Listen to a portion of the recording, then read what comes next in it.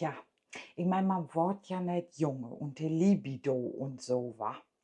Also sind mein Mann und ich taugen und haben uns mal Wortebier gekauft. Man weiß ja nooit und so, ne?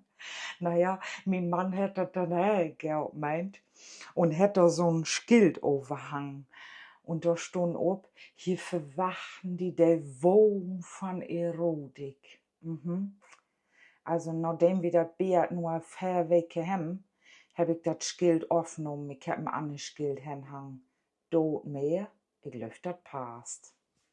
Der Tatsache, dass mein hele Körper knackt als so ein Leuchtstab, wenn ich mich bewege. Aber nicht leuchten, ne? Das ist ziemlich enttäuschend.